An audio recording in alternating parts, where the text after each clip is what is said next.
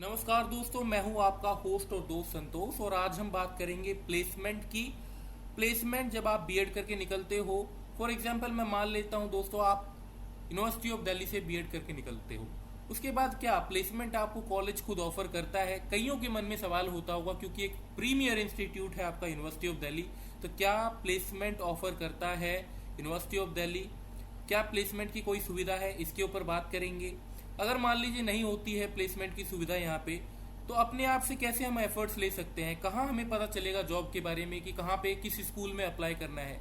कई ऐसे सीनियर्स हैं आपके जिनको मैं आज इस प्लेटफॉर्म पे लाया हूँ जो आपको गाइड करेंगे। They are already well placed in high reputed schools in Noida and various other areas. So definitely आज उनसे हम बात करेंगे। साथ ही साथ बात करेंगे अगर हम खुद एफर्ट्स ले रहे हैं तो हमें किस टाइप से जो है सीवी को अट्रैक्टिव बनाना है। साथ ही साथ सैलरी कैसे नेगोशिएट करनी है ये भी हम जानेंगे। एक्सपेक्टेड सैलरी क्या हो सकती है फ्रेशर्स के लिए, खासकर मैं बात करूं जब आपका कोई पीछे से प्रायर एक्सपीरियंस ना हो टीचिंग का, देन आप क्या कर सकते हो। साथ ही साथ कैसी कैसी समस्याएं आ सकती है after joining and before joining when you are facing the interview rounds. For example आपका टेस्ट हो रहा है, वहां पे आपसे डेमो लिए जा रहे हैं, तब उस टाइम पे कैसे जो है प्रेशर हैंडल करना है या फिर चीजें किस टाइप से चल रही होती हैं ये भी जानेंगे। तो कहीं ना कहीं ये वीडियो बहुत ज़्यादा हेल्पफुल होगी उन सभी लोगों के लिए जो या तो टीचिंग को एज अ प्रोफेशन आगे चुनना चाहते हैं या ऑलरेडी बीएड में एनरोल्ड हैं और नेक्स्ट कमिंग फ्यू इयर्स वो मान लीजिए पास कर लेंगे और उनको जो है फिर जॉब की तलाश होगी। तो कहीं ना कहीं ये वीडियो बहुत ज़्यादा हेल्पफुल होगी। ध्यान से देखिएगा स्टार्टिंग टू दी एंड, और रिक्वेस्ट करूंगा कि कोई भी मन में डाउट हो और वो रह भी जाए अगर, तो कमेंट सेक्शन आपके लिए ओपन है। ठीक है, तो चलिए स्टार्ट करते हैं इस वीडियो को विदाउट वेस्टिंग टाइम। हमारे सीनियर्स हमारा इंतजार कर रहे हैं, तो चलिए बात करते हैं उनसे directly. So finally welcome all the guests here. Anjali, Anshu, Himanshu, time निकालने के लिए आप सभी का एक बार फिर से जो है मैं एक बार धन्यवाद कहूँगा। और स्टार्ट करेंगे देखिए अंजलि से, क्योंकि रिसेंटली इन्होंने जो ज्वाइन किया है विश्व भारती पब्लिक स्कूल। एम आई राइट? राइट संतोष। ओके, नोएडा में है ये स्कूल। तो मैं बताना चाहूँगा आप लोगों की तरफ से दोस्तों कई रिक्वेस्ट आ रही थी कि प्लीज़ जो है बताया जाए कि डीयू क्या प्लेसमेंट ऑफर करता है या अपने आप से जो है एफर्ट्स लेने होते हैं। Then how do we feel after joining, कैसा जो है वर्क प्रेशर कैसा होता है, वर्क कल्चर कैसा है वहाँ का, ये सारी चीज़ें। एंड देन फिर कैसा फील होता है थकावट वगैरह आने के बाद, ये सारी चीज़ें जो है डिस्कस करेंगे आज इन सभी गेस्ट के साथ। तो सबसे पहले अंजलि मैं आपसे शुरुआत करूँगा। तो अब आप ये बताइए एक बार कि आपने खुद से एफर्ट्स लिया है जैसे कि, तो आप एक बार थोड़ा सा ये क्लियर कीजिए, इस पे जो है लाइट डालिए कि क्या डीयू ऑफर करता है प्लेसमेंट। देखो संतोष, टीयू प्लेसमेंट तो एज सच ऑफर नहीं करता है, तो हमें खुद ही जाना पड़ता है स्कूल्स में। हम लोग मेल भेजते हैं अपनी सीवी या फिर ऑनलाइन स्कूल की वेबसाइट पे से अप्लाई करते हैं, कहीं से वैकेंसीज देखते हैं, न्यूज़पेपर वगैरह, और कई सारे जॉब पोर्टल्स हैं जैसे naukri.com हो गया, ये सब, और इन पे सर्च करते हैं। तो ये हमारा अपना ही एफर्ट होता है। ड्यू की एज सच कोई प्लेसमेंट सेल नहीं है, पर हाँ ये है कि अगर आपने ड्यू से किया है बीएड तो over the other candidates you will be given preference somehow, तो it's a good thing। CV shortlist होने में it's very helpful। उसके आगे तो it's your effort only। Interview में कैसा परफॉर्म करते हो, रिटन टेस्ट, डेमो, इन सब में क्या परफॉर्मेंस है, पर CV शॉर्टलिस्ट होने में कहीं ना कहीं बेनिफिट है। ओके, अंशु आपके लिए भी एक क्वेश्चन है मेरे पास। मैं ये पूछना चाहता हूँ कि बेस्ट टाइम क्या है। जैसे फॉर एग्जांपल हम लोगों का अगर देखें तो हमने जो है एंड में, जैसे कई लोगों ने इन बिटवीन भी ज्वाइन किया था, जैसे ही सीटेट क्लियर हुआ उसके बाद जो है अप्लाई करना स्टार्ट कर दिया था। आप अपने बारे में बताओ, और वो बेस्ट टाइम का जो है क्या है जहाँ पे हमें जो है अप्लाई करना चाहिए, मतलब किस टाइम पे सेकेंड ईयर में? संतोष, ये क्वेश्चन तो मुझे पर्सनल लेवल पे टच करता है, क्योंकि मैं उन कैंडिडेट्स में से हूँ जिसने पीक टाइम को एक तरीके से मिस कर दिया था। अप्लाई करने का पीक टाइम मेरी समझ में जब आपकी ट्रेनिंग खत्म हो जाती है मार्च के बाद, अप्रैल में ये आपका पीक टाइम होता है अप्लाई करने का। उसमें आप अपनी सैलरी से नेगोशिएट कर सकते हो। आपको जो भी सैलरीज हैं वो आपको मिल सकती है जो भी आप प्लेस करोगे, क्योंकि जून वाला जो टाइम होता है उसमें बहुत सारे कैंडिडेट्स फ्री हो जाते हैं, सबका बीएड खत्म हो जाता है, तो स्कूल के पास सप्लाई बहुत ज़्यादा है, तो वो क्वालिटी वाइज छांटने लगते हैं, वो आपकी सैलरी कम कर देंगे, आपको हायर तो करेंगे बट आप जितना डिमांड कर रहे हो वो नहीं देंगे। और एक और चीज़ अंजलि ने जो बोली है कि डीयू की डिग्री तो बोलती है, ये एकदम सच बात है, मगर उन कैंडिडेट्स के लिए जिनकी बैचलर्स या फिर जिनका बर्थ ओरिजिन दिल्ली का नहीं है, उनके लिए मैं थोड़ा सा बताऊं कि आपकी बैचलर की डिग्री डीयू की है कि नहीं, आपकी मास्टर्स की डिग्री डीयू की है कि नहीं, इससे भी प्रेफरेंस मिलती है। जैसे कि मैं ऐसी स्टूडेंट रही हूँ जिसकी बीएड की डिग्री तो डीयू से थी मगर बैचलर्स की नहीं थी, तो यहाँ पे मैंने देखा कि उन कैंडिडेट्स को मेरे से ज़्यादा प्रेफरेंस मिली जिनकी बैचलर्स की डिग्री डीयू की भी थी और बीएड भी डीयू का था। तो इस तरीके से हायरार्की सेट है, मास्टर्स आपकी डीयू से है कि नहीं, बैचलर्स आपके डीयू से है कि नहीं, और ऑब्वियसली आपकी बीएड डीयू से है कि नहीं। एक और चीज़ जो मैं ऐड करना चाहूँगी, जब आप रेज्यूमे, जैसे कि अंजलि ने बोला कि रेज्यूमे सिलेक्शन में तो हमें हेल्प मिल जाती है, देखते हैं वो लोग यूनिवर्सिटी ऑफ डीयू से लिखा है बीएड तो सही है, बट आपके रेज्यूमे में को करिकुलर और एक्स्ट्रा करिकुलर एक्टिविटीज़ का होना भी बहुत ज़रूरी है। अब जैसे कि मैंने बताया कि मैं स्टेट यूनिवर्सिटी से हूँ, यूपी, ईस्टर्न यूपी से भी, तो हमारी यूनिवर्सिटीज़ हमें को करिकुलर एक्स्ट्रा करिकुलर कराती ही नहीं है, तो हमें रेज्यूमे में डालने के लिए ज़्यादा चीज़ें नहीं मिलती, हमने कोई वर्कशॉप्स नहीं की हैं, हमने कोई भी ऐसी एक्टिविटी एनसीसी एनएसएस नहीं किया है। तो जब आप बीएड कर रहे हो, ये आप सभी के लिए, जब आप बीएड कर रहे हो तो उन 2 साल में जितनी भी एक्टिविटीज़ है उसमें आप पार्टिसिपेट करिए और रेलिवेंट चीज़ों में करिए जो ये दिखाए कि आप कैसे बेटर कैंडिडेट हो। बहुत सारी एक्टिविटीज़ करके अपने रिज्यूमे को अच्छा करिए। Okay, thank you. आपने बहुत सारे पॉइंट्स पे जो है वैसे बात कर ली है। हिमांशु, मैं आपसे एक चीज़ ये जानना चाहूँगा, जैसे कि कई बार क्या होता है कि बीएड कॉलेजेस में ज़्यादा फोकस वैसे करवाया जाता है, आपके थियरीज अपनी जगह पे ठीक है, बट अदर करिकुलर एक्टिविटीज़ जो हैं, जैसे मैं आईपी के कुछ स्टूडेंट से मैंने बात करी तो वो दे वर सेइंग कि सर पढ़ाई तो कुछ खास नहीं है बट एक्स्ट्रा काम बहुत करवाया जाता है, जैसे एनसीसी भी हो गया है, फिर अदर एक्टिविटीज़ भी हो गया। जैसे अभी अंशु ने भी इसी बात पे जो है थोड़ा सा पॉइंट जो है लाइट डाला है कि आप भी सेम मानते हो कि प्राइवेट स्कूलों में खासकर ज़्यादा जो है कह लो कि ज़्यादा क्रेडिट दिया जाता है इन चीज़ों को भी? ये बिल्कुल सही बात है। पर्सनली मैंने जो फील किया है कि अगर आपके रिज्यूमे में कुछ नहीं भी है तो जब आप इंटरव्यू के लिए जाते हैं तो आपको 10 पेज का फॉर्म मिलता है, उसमें आपकी पर्सनल डिटेल्स कम और आपकी एक्स्ट्रा करिकुलर एक्टिविटीज कुछ ज्यादा दी जाती है।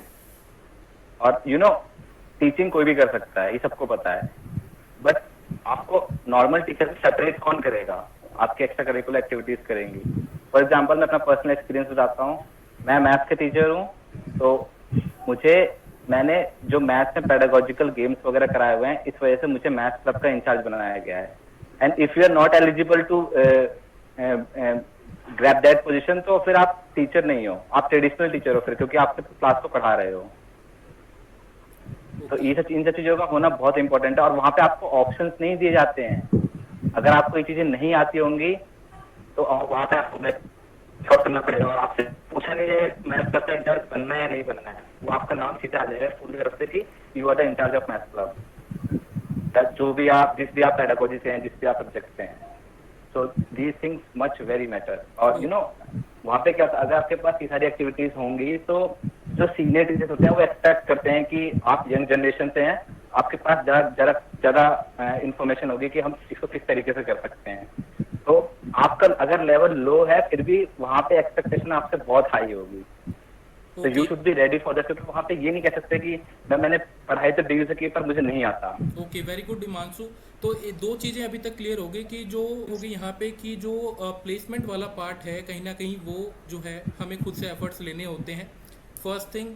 एंड सेकंड थिंग ये है कि अगर आप अच्छे कॉलेज से बीएड करके निकलते हो जहाँ पे अदर करिकुलर एक्टिविटीज़ में, ईसीएज में जहाँ पे जो है ज़्यादा फोकस किया जाता है, तो कहीं ना कहीं आपको एक प्लस पॉइंट मिलता है, एज मिलता है। Definitely, very good. एक चीज़ मैं और यहाँ पे पूछना चाहूँगा, जैसे कि हमने क्लियर कर दी है सारी बातें, एक चीज़ और माइंड में ये आती है कई बार बच्चों के कि ठीक है हमने अच्छे से जो है सारा कुछ ये कर लिया, सीवी कितना ज़्यादा इंपॉर्टेंट है वहाँ पे। सीवी में आपने ये सारी चीज़ें लिख भी दी हैं, तो सीवी का शॉर्ट लिस्ट होना एक बहुत ही बड़ी बात है, ठीक है?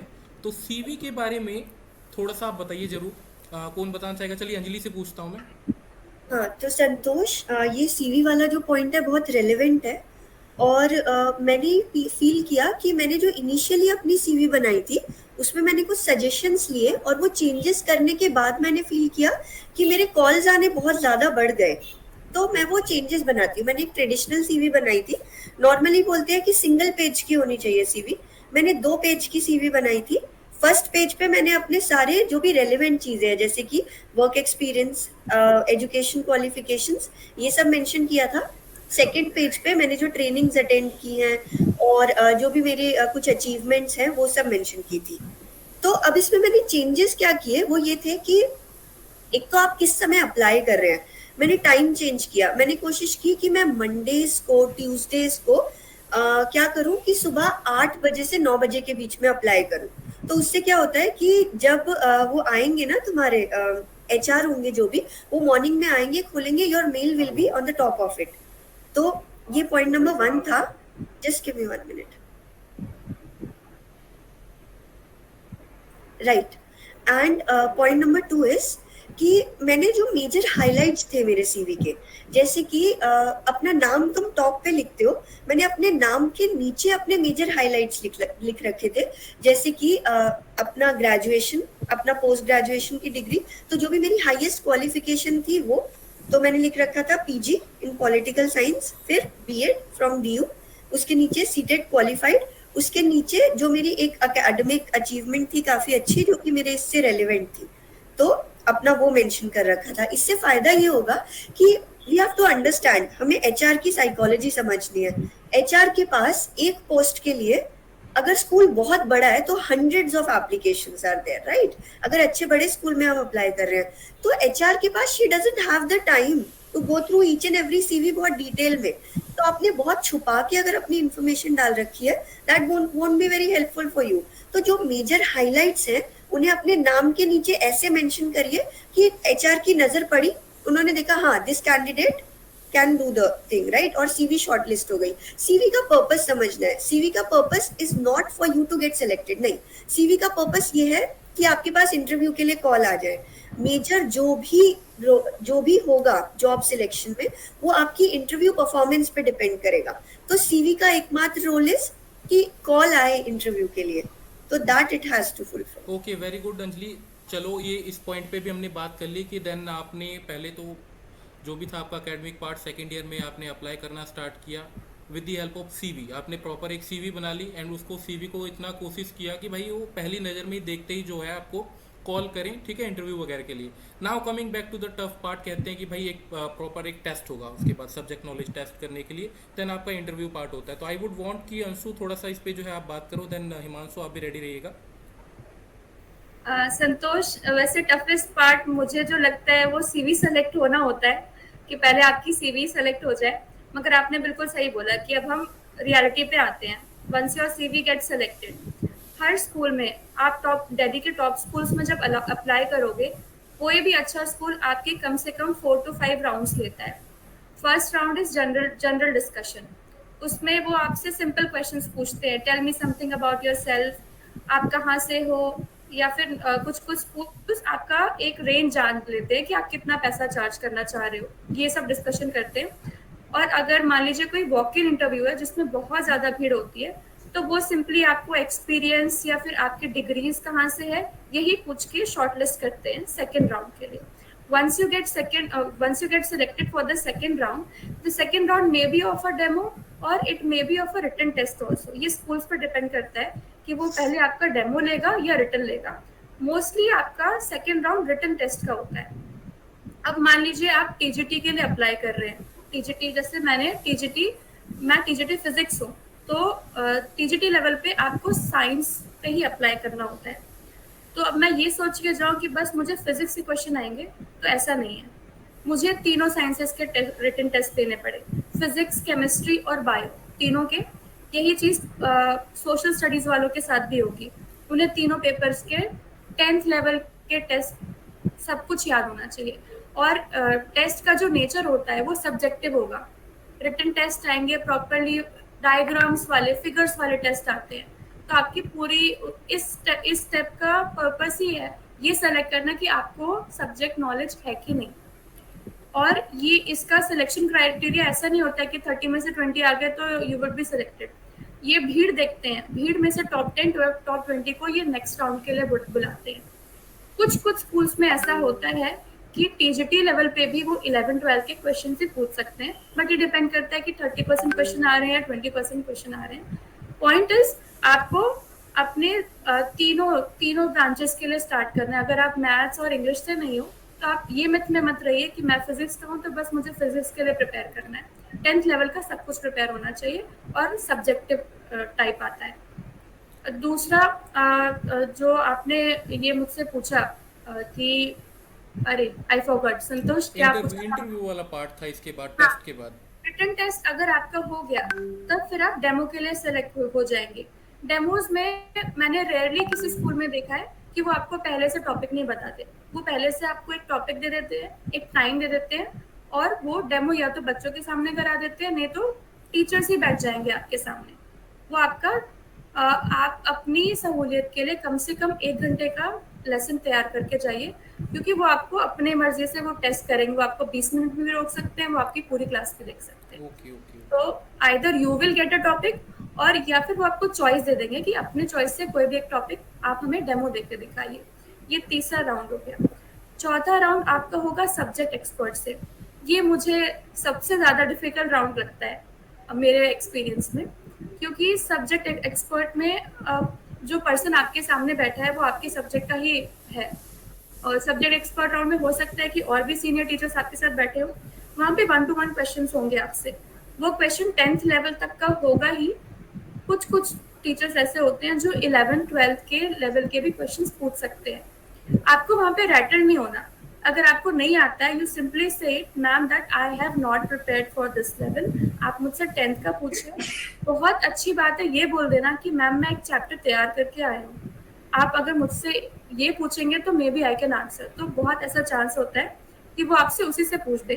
और बहुत सारे टीचर्स तो ये भी करते हैं कि सब्जेक्ट एक्सपर्ट राउंड में भी वो आपसे बोलते हैं कि कोई चैप्टर तैयार करके आए हो तो बोलो, उसी से हम पूछते हैं।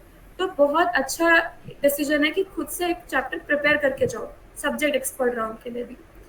फिर फाइनल राउंड जो होता है वो होता है HR राउंड या फिर प्रिंसिपल से डिस्कशन वाला राउंड। यहाँ पे वो आपसे एक एक चीज़ पूछेंगे दोबारा। आपका डॉक्यूमेंट वेरिफिकेशन होगा, आपका सैलरी डिस्कशन होगा, एक एक चीज़ आप सीटेट क्वालिफाइड हो कि नहीं, सब कुछ वो वेरीफाई करेंगे। और फिर ये आपका फाइनल सिलेक्शन हो जाएगा इसके बाद, अगर आपने ये राउंड भी क्रॉस कर लिया तो। Thank you Anshu. So Himanshu, मैं आपसे एक जो है इकोनॉमिकल सेंस में बात करना चाहूँगा।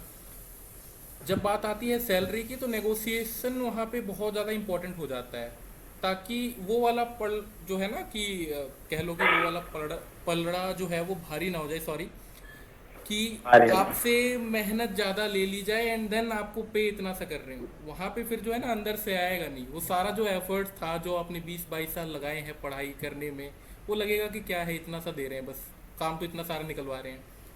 तो वो नेगोशिएशन वाला पार्ट थोड़ा सा बताइएगा मेरे को कि एट दैट टाइम कि हमें क्या एक्सपेक्टेशंस रहनी चाहिए एज अ फ्रेशर कि ठीक है हम ज्वाइन कर रहे हैं पहली बार। तो वहाँ पे ऐसा होता है कई बार कुछ लोगों को तो ठीक है, कुछ को बहुत ही ज़्यादा नीड होती है मनी की उस टाइम पे, तो दे एग्री कि ठीक है इतना दे रहे हैं कर लेते हैं। बट फिर भी एक अगर वैलिड तरीके से अगर सोचा जाए तो नेगोशिएशन कितने तक की होनी चाहिए टीजीटी लेवल पे? Santosh, I will come to that point also. I would like to add a point in resume. जो रिज्यूमे का हम फॉर्मेट तैयार करते हैं उसमें हमें एक चीज ध्यान रखनी है कि जहाँ पे हम नेम लिखते हैं उसके नीचे हमारी पोस्ट जरूर शो होनी चाहिए। For example I am writing Himanshu Kumar, तो ब्रैकेट में होना चाहिए TGT mathematics. Okay okay, very good. और बाकी सब्जेक्ट वाले ये जरूर ध्यान रखेंगे कि जैसे बेसिकली हमारी मेंटेलिटी बन जाती है कि हमने पेज में फिजिक्स पढ़ी तो हम टीजीटी फिजिक्स लिख देते हैं। But obviously if you are applying for TGT तो you are applying for TGT science, not TGT physics only. अगर आपके उसमें टीजीटी फिजिक्स लिखा है तो वो रिक्रूट करेंगे ही नहीं आपको, क्योंकि उन्हें लगेगा कि आपका एक ही सब्जेक्ट पे एक्सपर्ट है, एक ही सब्जेक्ट पे कमांड है, आपका वो फिजिक्स है। तो सोशल साइंस में हम सोशल साइंस लिखेंगे। उसमें क्या होता है कि वो बेसिकली अगर उनको आपने वो पोस्ट नहीं लिखी तो उनको पूरा रिज्यूमे पढ़ना पड़ेगा ये समझने के लिए कि आपका सब्जेक्ट है क्या। और अगर उन्होंने पहले ही पढ़ लिया कि अच्छा आपका सब्जेक्ट ये है तो फिर आपके रिज्यूमे को बस जस्ट ग्लैंस लुक देंगे, वो बहुत डिटेल नहीं पढ़ेंगे। तो इस पॉइंट को ध्यान रखना है रिज्यूमे के लिए। Okay, very good. आपने एक काफी जो अच्छा सा रिज्यूमे पॉइंट बता दिया यहाँ रिज्यूमे पे। में ठीक है, हाँ यस, कंटिन्यू प्लीज। रिज्यूमे में हम एक चीज भी बहुत करते हैं, जब हम वर्क एक्सपीरियंस वगैरह लिखते हैं तो हम उसमें ना बहुत चीजें लिखने की कोशिश करते हैं कि मैंने वर्कशॉप कराई थी, मैंने इंटरव्यू कंपटीशन कराया था। आपको ये सब नहीं लिखना है उसमें। वर्क एक्सपीरियंस में सिर्फ हम टीचिंग का एक्सपीरियंस पॉइंटर्स में लिखते हैं, ताकि जो भी एचआर है उसको पूरा स्टेटमेंट ना रीड करना पड़े। उसमें जैसे बेसिकली हमें हमारे पास ये हाईलाइट होना चाहिए कि हमने कौन कौन सी क्लास को कितने दिन पढ़ाया था और कौन सा स्कूल था हमारा। तो ये रिज्यूमे की बात हो गई। सेकेंडली थिंग, अगर हम देखो सैलरी नेगोशिएशन की बात करते हैं तो इसमें हमें थोड़ी सिचुएशन को समझना पड़ता है। फॉर एग्जाम्पल, जैसे अभी हम लोग डिस्कस कर रहे थे कि रिक्रूटमेंट का पीक टाइम होता है मार्च एंड अप्रैल, जब सेशन शुरू हो रहा होता है। उस टाइम पे क्या होता है कि बहुत सारे टीचर्स का कॉन्ट्रैक्ट खत्म होता है, बहुत सारे टीचर्स स्विच कर रहे होते हैं और न्यू रिक्रूटमेंट आती हैं। तो उस टाइम पे नेगोशिएशन मतलब जेन्युइन होता है, आप करोगे, आपके पास ऑप्शंस रहेंगे, ठीक है। और दूसरी थिंग, एक्सपेक्टेशन, हम हमेशा सैलरी एक्सपेक्टेशन रखते हैं अपनी। आपके पास एक्सपेक्टेशन का एक जेन्युइन रीजन होना चाहिए। अगर आपने बहुत ज्यादा भी एक्सपेक्ट कर दिया है ना, तो भी उसका आपके पास बस रीजन होना चाहिए। ऐसा नहीं कि आप उतनी एक्सपेक्ट नहीं कर सकते। मैं अपना पर्सनल बताता हूँ, मैंने ऑलमोस्ट 1.5 टाइम सैलरी एक्सपेक्ट की थी। तो प्रिंसिपल ने मुझसे डायरेक्टली पूछा कि Himanshu, how can you expect this much? तो मेरे पास बहुत सॉलिड रीजन था वहाँ उनको आंसर करने का। तो वो मान गई मेरी बात, ठीक है, जितना वैलिड बनता उन्होंने मुझे वही दिया, लेकिन मेरी एक्सपेक्टेशन इतनी ज्यादा क्यों है, उसका रीजन था मेरे पास। तो शी वाज सेटिस्फाइड कि चलो ठीक है, मैं तुम्हारी बात समझ सकती हूँ। तो नेगोशिएशन का पॉइंट वहीं से शुरू होता है और वहीं पे तुम्हारी बात मानी जाती है। एक और पॉइंट यहाँ पे जो है ऐड करना चाहूँगा कि एक प्रोफेसर के थ्रू से हमें ये भी कहा गया था कि at least you should ask for the, मतलब पे कमीशन के हिसाब से जो भी आपको पे किया जाता है, वो एक चीज़ वो ध्यान रखनी चाहिए आपको। ये ना हो कि आप बिल्कुल ही फिर ये है कि ओके लेट्स ज्वाइन, इतने में ज्वाइन कर लेते हैं। तो एक कहीं ना कहीं जो आपको एक पे होता है, ग्रेड पे वाला पार्ट, उसका भी ध्यान रखना है। इस चीज़ के बारे में भी नोटिस करवाया गया था हमें। तो thank you मानसू for adding that point. और जो आपने सीवी में ये कहा कि टीजीटी और पीजीटी, कई लोगों को टीजीटी और पीजीटी में डिफरेंस नहीं पता होता। अंजलि, आई वुड वांट कि आप ही क्लियर कर दो। कई लोगों को नहीं पता होता कि टीजीटी मैथ्स क्या है या फिर पीजीटी मैथ्स क्या है, और क्या पीजीटी, जैसे फॉर एग्जांपल लेट्स से किसी ने जो है पीजी कर रखी है मैथ्स में, तो क्या उसको लोअर लेवल का भी हो सकता है कि मिल जाए? तो संतोष, ये तो अभी मेरा करंट केस ही है कि I have masters in political science और I am teaching 9th 10th 11th 12th। तो TGT is trained graduate teachers, वो टीचर्स जिनके पास ग्रेजुएशन है। PGT is post graduate teachers, वो जिनके पास पोस्ट ग्रेजुएशन भी है। पर मैंने कभी भी, मतलब डोंट बी सो एरोगेंट कि नहीं मेरे पास मास्टर्स है तो I will I want to teach 11th 12th only. ऐसा नहीं होना चाहिए कभी भी। You are a teacher after all, तो whatever classes you get, be welcoming, उनको वेलकम करो उन क्लासेस को। और मेन बात यह है कि अगर वही अंशु वाला पॉइंट जो है, अगर तुम साइंस के टीचर हो और अगर तुम सोशल साइंस के टीचर हो, तो तुम्हें पता होना चाहिए कि सिर्फ ये कह देना कि नहीं मैं तो पॉलिटिकल साइंस की हूँ is not enough. You should know economics 10th के लेवल तक, you should know history, you should know political science, you should know geography as well.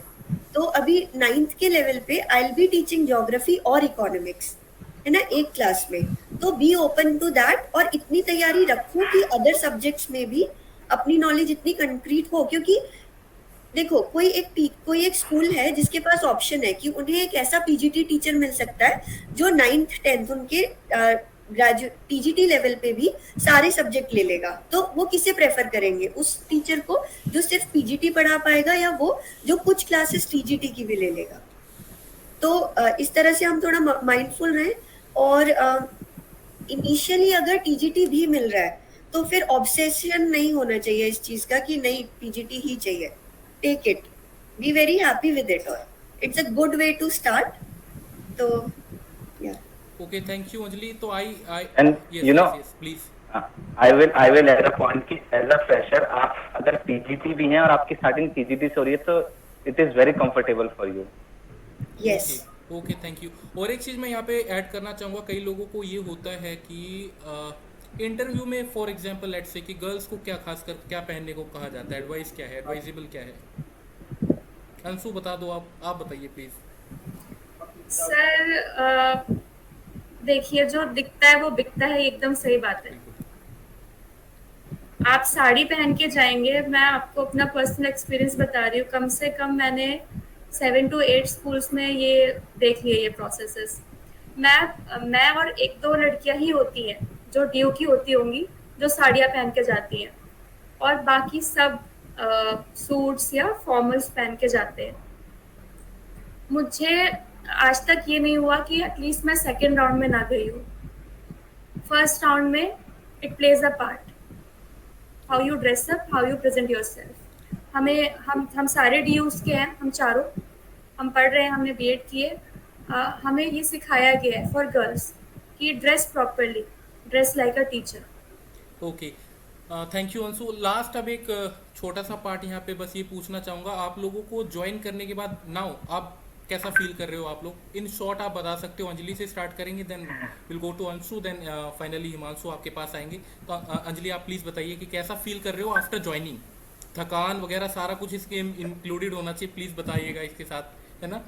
Positive से स्टार्ट करती हूँ ठीक है। संतोष। देखो, मैं अभी लाइफ में जहाँ हूँ, पिछले 2 साल जब मैं बीएड कर रही थी, it was all I ever wanted, है ना? तो इट्स अ गुड थिंग, ये बहुत अच्छा है। और क्लासरूम में कई बार ऐसा होता है कि तुम पढ़ा रहे हो और एकदम से रियलाइजेशन होता है कि ठीक है, तुम क्लासरूम में हो और तुम पढ़ा रहे हो, समझ रहे हो? तो ये वही, हम बीएड में थे जब कर रहे थे, तो हम यही सोचते थे ना कि टीचर बनेंगे, क्लास होगी, और वो सारी रिस्पॉन्सिबिलिटीज जो हम उस टाइम सोच रहे होते थे कि हम ये लेंगे, ये होगा, वो सब बिल्कुल वैसा ही हो रहा है। और this is all very real. तो वही सब प्रिपेयर करके जाना, जो हमारी इंटर्नशिप के टाइम पे चल रहा होता है ना, उससे बहुत डिफरेंट एक्सपीरियंस है, क्योंकि इंटर्नशिप के टाइम पे यू नो कि there are people who are looking after you, पर यहाँ पे you are the only one who is looking after yourself. पर it's a great experience. Classroom के अंदर जब तुम पढ़ा रहे हो, इट विल बी फन, पर see that is only one part of it. Challenges जो हैं वो भी बहुत सारे होंगे शुरू में, क्योंकि एक तो ये कांस्टेंट फियर कि कुछ गलत ना हो जाए हमसे, है ना? क्योंकि हम लोग we are just starting. Just give me 1 minute, sorry. तो कुछ गलत ना हो जाए, तो ये एक फियर है। दूसरा कि स्टाफ रूम में नए नए हो, तो टीचर्स से कैसे इंटरेक्ट करना है, पेरेंट्स से कैसे इंटरेक्ट करना है, बच्चों से कैसे इंटरेक्ट करना है। फिर कई सारी चीजें होंगी जो पहली बार हो रही होंगी, जैसे टीचर्स डायरी।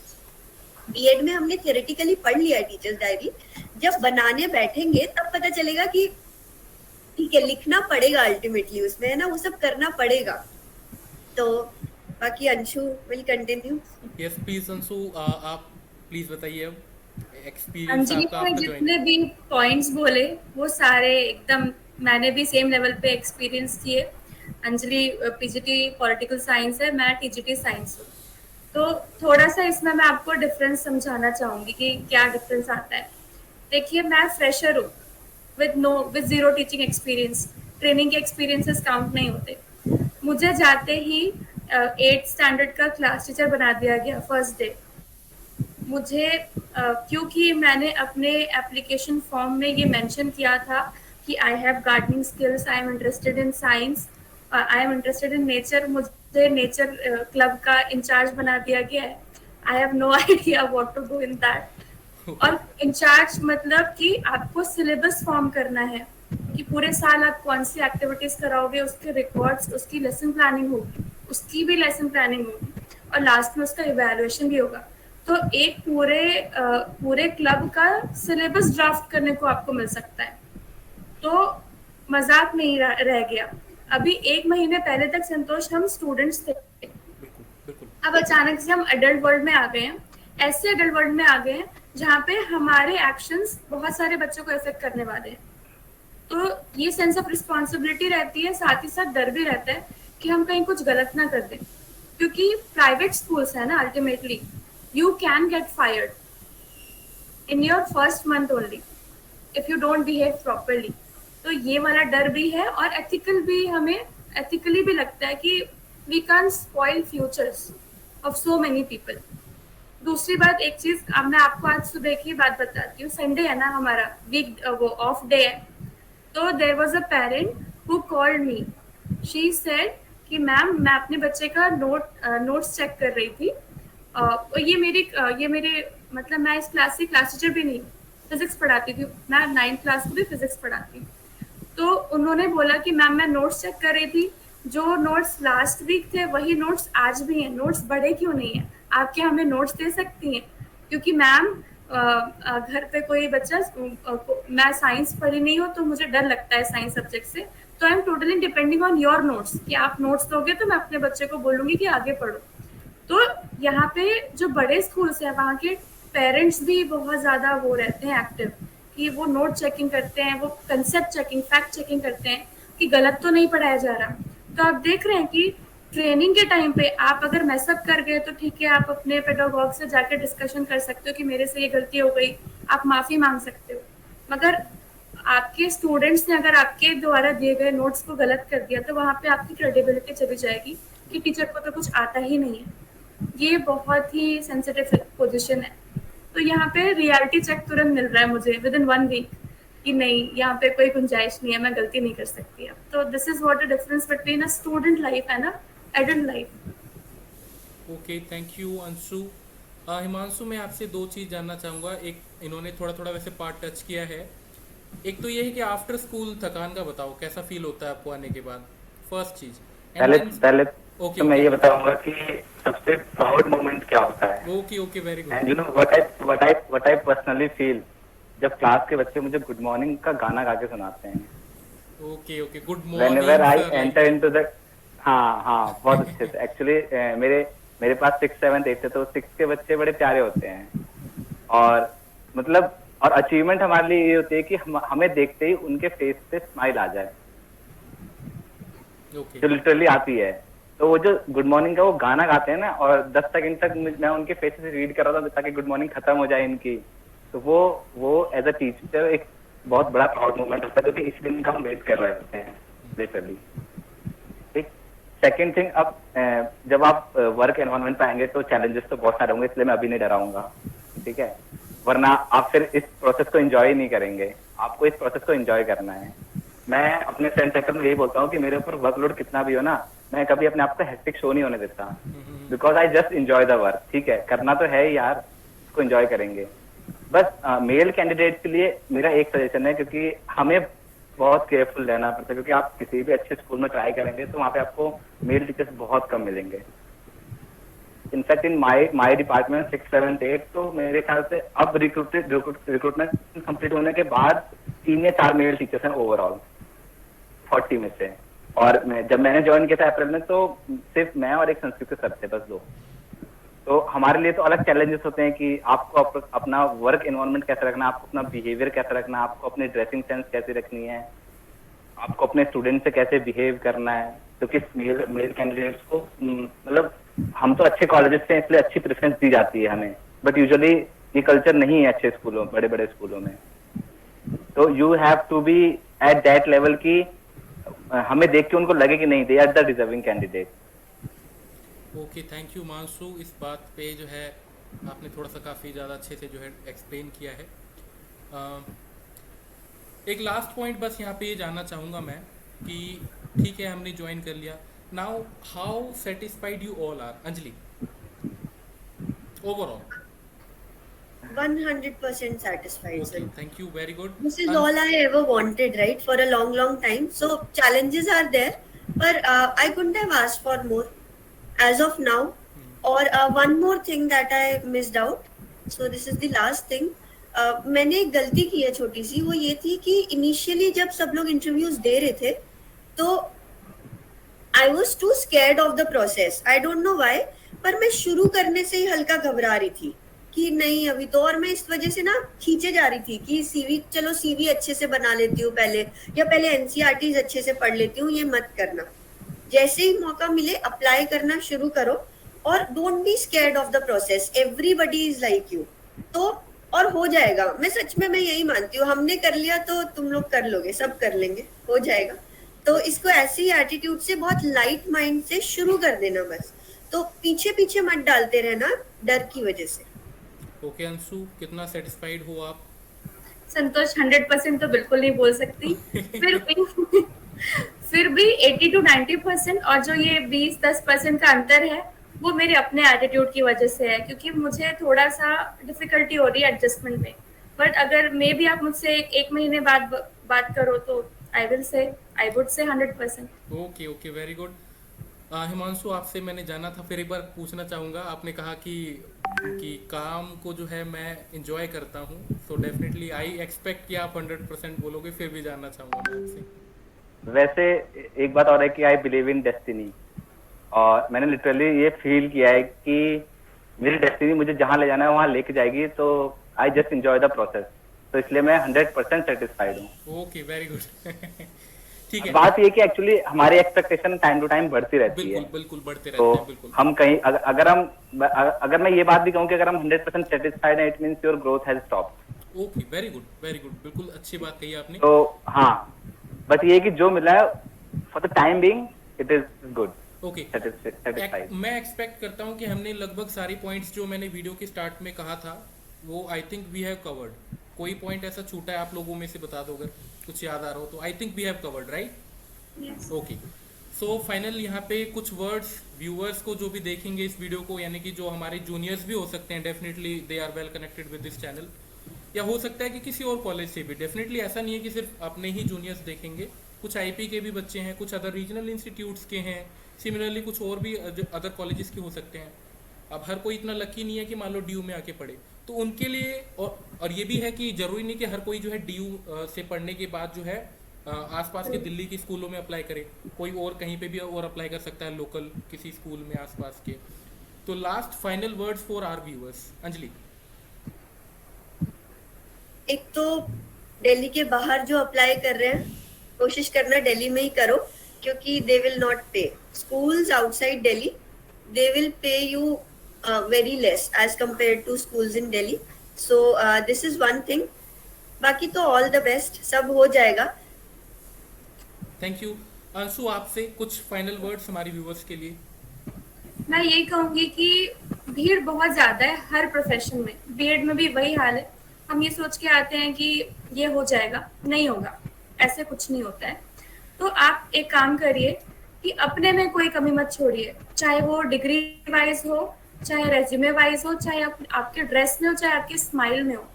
एक एक चीज अपनी तरफ से एकदम 100% राइट रखिए, क्योंकि भीड़ होगी हर जगह, बट वही है, डेस्टिनी आपकी जहाँ लिखी होगी आपको मिल जाएगा। आपको एक काम करना है कि अपने में कोई कमी नहीं छोड़नी, अपना रेज्यूमे एकदम फुल प्रूफ रखिए। Thank you Anshu. हिमांशु, आपकी साइड से कुछ फाइनल वर्ड्स। हाँ, मैं फाइनल वर्ड ये कहना चाहूंगा कि this video is not only for DU student, क्योंकि मैं एक्चुअल में जहाँ पे काम कर रहा हूँ वहाँ पे दिल्ली और अंशु के अलावा I didn't find any DU student, but they are also placed and they are doing their job. तो आईपी यूनिवर्सिटी, जितनी भी यूनिवर्सिटीज हैं, they all can apply in high state school, तो उसमें कोई कमी नहीं रहती है। Thing is matter only the interview process. आपको बस इंटरव्यू प्रोसेस के लिए तैयार होना है, फिर आप इक्विवेलेंट टू डीयू ही हैं। तो ऐसा नहीं है कि नॉन डीयू स्टूडेंट से वो डिमोटिवेट हो जाए कि हमारी प्लेसमेंट नहीं होगी, हम डीयू रहता है। ये आपका अगर इंटरव्यू बहुत अच्छा रहता है तो फिर you will also get selected. Agree Himanshu. बिल्कुल, मैं बिल्कुल एग्री करूंगा आपकी बात से कि ऐसा नहीं है कि सिर्फ डीयू वाले, और भी बाकी जो कॉलेज से आते हैं, डेफिनेटली चाहे वो रीजनल इंस्टीट्यूट से पास करके आए या फिर कहीं और से, आपको इंटरव्यू में बैठना है, अपना बेस्ट दे के आना है, आप अपना 100% दीजिए। डेफिनेटली भगवान भी आपका साथ देगा and definitely you can join, right?